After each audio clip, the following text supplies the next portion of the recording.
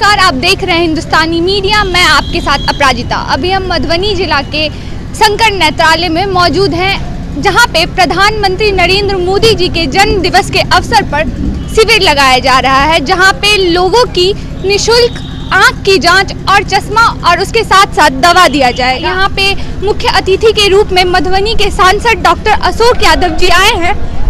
सुनिए कि वो इस शुभ अवसर पर क्या कहते हैं। आदरणीय प्रधानमंत्री श्री नरेंद्र मोदी जी के जन्म दिवस के अवसर पर जो भारतीय जनता पार्टी सेवा सप्ताह पखवाड़ा हम लोग मना रहे हैं, उसी के तहत आज कार्यक्रम है विकलांगों के दिव्यांगों के बीच में कुछ कृत्रिम अंग या कुछ ऐसा सेवा करने का आज दिन था, हम लोग का कार्यक्रम था। इसी क्रम में आज मधुबनी के शंकर नेत्रालय में आज आँख से संबंधित बहुत इसमें कुछ ब्लाइंड लोग भी हैं या आँख के रोग से पीड़ित हैं, यहाँ पर उनको जांच किया गया है और आज उन सभी लोगों को चश्मा का फ्रेम दिया जाएगा, कुछ दवाइयाँ दी जाएगी, चश्मा का फ्रेम भी दिया जाएगा और उसके बाद उनके आँख का टेस्ट करके जिनके आँखों में जिस नंबर का चश्मा लगेगा फिर उसमें शीशा भी लगाया जाएगा। यह कार्यक्रम पूरे देश में चल रहा है और इसी कार्यक्रम का कड़ी आज मधुबनी में हम सारे लोग यहाँ इकट्ठा करके आज माननीय नरेंद्र मोदी जी के जन्म दिवस के अवसर पर हम लोग सेवा करने का काम कर रहे हैं। देखिए, 17 सितंबर को आदरणीय प्रधानमंत्री नरेंद्र मोदी जी का जन्मदिन था और प्रत्येक वर्ष की भांति भारतीय जनता पार्टी के कार्यकर्ता उनके जन्मदिन के अवसर पर सेवा सप्ताह मनाते हैं। इस वर्ष भी यानी परसों 17 सितंबर को भारतीय जनता पार्टी के जिला कार्यालय में उनके कार्य कृतित्व उनके जीवन पर आधारित प्रदर्शनी का उद्घाटन हुआ और उसमें सैकड़ों कार्यकर्ता या आमजन वहां पर उपस्थित थे। उसी दिन 17 तारीख को भारतीय जनता युवा मोर्चा के द्वारा सदर अस्पताल में रक्तदान शिविर का आयोजन किया गया।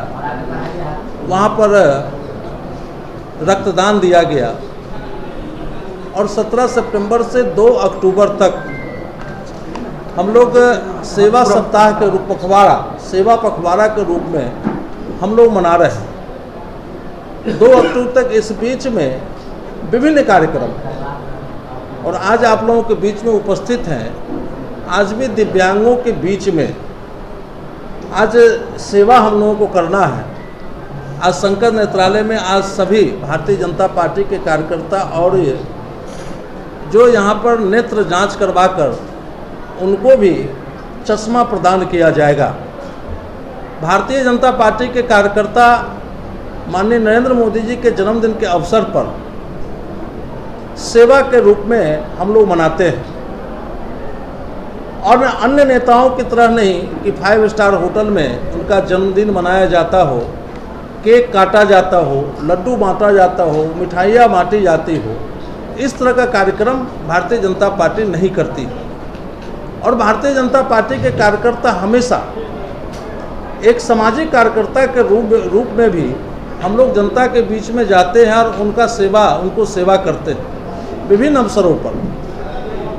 और नरेंद्र मोदी जी को 8 साल प्रधानमंत्री बने हुए हैं और 8 साल में अनेकों उपलब्धियां, खासकर गांव गरीब किसान के लिए जो उनको उपलब्धियां हैं, शोषित वंचित महिलाओं के लिए, युवाओं के लिए, ऐसा पहले कभी नहीं हुआ था, किसी के प्रधानमंत्री के कार्यकाल में नहीं हुआ था।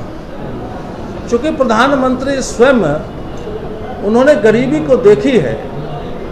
जब वो सत्ता पर बैठे तो उनका पहला बयान आया था कि इस देश के संसाधन पर सबसे पहले अधिकार है तो गरीबों का अधिकार।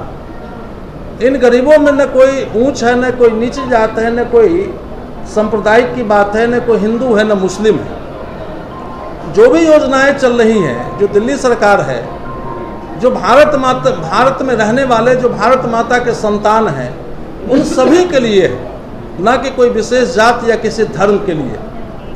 लेकिन इससे पहले की सरकार में जो भी योजनाएं चलती थी, एक वोट बैंक की तरह योजनाएं वो लोग चलाते थे और तुष्टिकरण नीति को ज़्यादा वो लोग ध्यान रखते थे या जात पात में विश्वास रखते थे।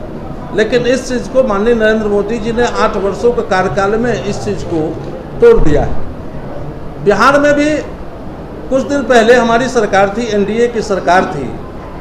जब विगत 20 में चुनाव हुआ बिहार विधानसभा का, तो भारतीय जनता पार्टी को 74 सीट मिला और जनता दल यू को मात्र 43 सीट मिला।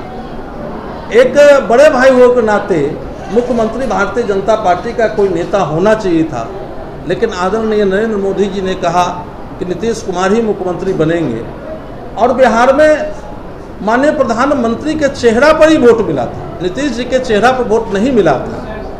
लेकिन सभी लोगों को पता है कि अगस्त में 9 अगस्त को उन्होंने गठबंधन तोड़ने का ऐलान किया और जिस अराजक राज से वो अलग हुए थे, लालू प्रसाद यादव जी के पार्टी से अलग हुए थे, उसी पार्टी में थे, आज उसी के गोद में जाके बैठ गए हैं। और सबको लग रहा है कि आज नीतीश कुमार बिहार के मुख्यमंत्री नहीं है, एक वो डमी मुख्यमंत्री है, सुपर मुख्यमंत्री यहाँ तेजस्वी प्रसाद यादव है, राजद के नेता तेजस्वी प्रसाद यादव सुपर मुख्यमंत्री है, जो अनेक अवसरों पर देखने को मिलता होगा। अब नीतीश बाबू सुशासन बाबू कहलाते थे, लेकिन बेगूसराय में जो गोली की घटना घटी, दोषी को पकड़ना चाहिए था, लेकिन नीतीश बाबू उसको जातीय रंग देने में लग गए और हंस के बात करने लग गए।